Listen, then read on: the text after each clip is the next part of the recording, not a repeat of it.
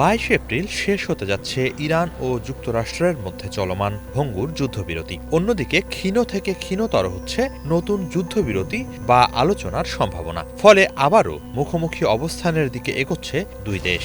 মধ্যপ্রাচ্যের আকাশে বাজতে শুরু করেছে যুদ্ধের দামামা। একে অপরকে কড়া হুঁশিয়ারি দিয়ে ইরান ও যুক্তরাষ্ট্র উভয়ই বলছে তারা নতুন দফার যুদ্ধের জন্য প্রস্তুত।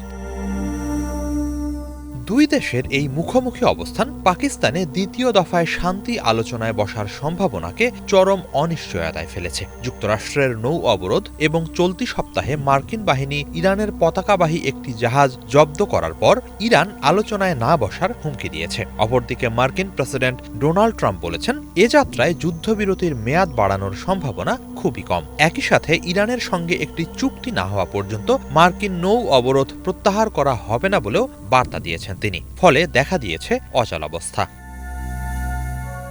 পিবিএস নিউজকে দেয়া এক সাক্ষাৎকারে ট্রাম্প বলেছেন, চলমান 2 সপ্তাহের যুদ্ধবিরতি যদি কোনো অগ্রগতি ছাড়াই শেষ হয় তাহলে তারপর ইরানের ওপর মুহুর্মুহু বোমা পড়তে শুরু করবে। তেহরান সমঝোতায় না এলে চরম পরিণতির হুঁশিয়ারি দিয়ে তিনি আরও বলেছেন, সেক্ষেত্রে ইরান এমন সমস্যার সম্মুখীন হবে যা এর আগে কখনো দেখেনি।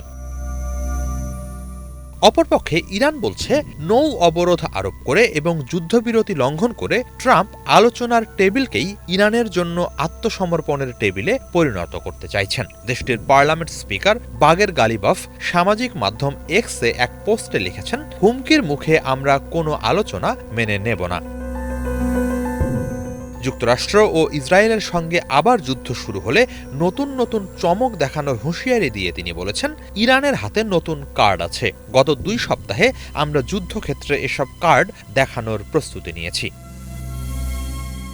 মার্কিন সংবাদ মাধ্যম ওয়াশিংটন পোস্টকে নাম প্রকাশ না করার শর্তে এক ইরানি কর্মকর্তা বলেছেন, ট্রাম্পের প্রকাশ্য বক্তব্যের ভাষা এবং চলমান নৌ অবরোধ দুই দেশের মধ্যে আলোচনাকে সবচেয়ে বেশি হুমকির মুখে ফেলেছে। দুই পক্ষ একটি চুক্তির কাঠামো নিয়ে অনেকটাই একমত হয়েছিল, কিন্তু ট্রাম্প প্রকাশ্যে সবকিছু তার চাই বুলি আওড়ে কূটনৈতিক অগ্রগতিকে ভেস্তে দিচ্ছেন। এ জটিলতা এড়াতে মধ্যস্থতাকারী পাকিস্তান ট্রাম্পকে জনসম্মুখে কঠোর ভাষা ব্যবহার করা থেকে বিরত থাকার পরামর্শ দিয়েছে বলে ওয়াশিংটন পোস্টকে এক পাকিস্তানি কর্মকর্তা জানিয়েছেন। কথা বলার ক্ষেত্রে তাকে সংযত হওয়ার আহ্বান জানানো হচ্ছে। ইসলামাবাদের আলোচনাকে ইরান ও যুক্তরাষ্ট্র দুই দেশের জন্যই উইন উইন সিচুয়েশন হিসেবে উপস্থাপন করার জন্য মার্কিন প্রেসিডেন্টকে পরামর্শ দেয়া হচ্ছে। দ্য গার্ডিয়ানের এক বিশ্লেষণেও ইরানের সঙ্গে শান্তি আলোচনায় বিশৃঙ্খলা সৃষ্টির জন্য ট্রাম্পের উগ্র মেজাজি কথাবার্তাকে দায়ী করা হয়েছে। তার বক্তব্যে ধারাবাহিকতা নেই, বরং অনেক সময় পরস্পর বিরোধী বক্তব্য দেন তিনি। এতে আলোচনার পরিবেশ ধোঁয়াশাপূর্ণ হয়ে উঠছে বলে অভিমত বিশ্লেষকদের।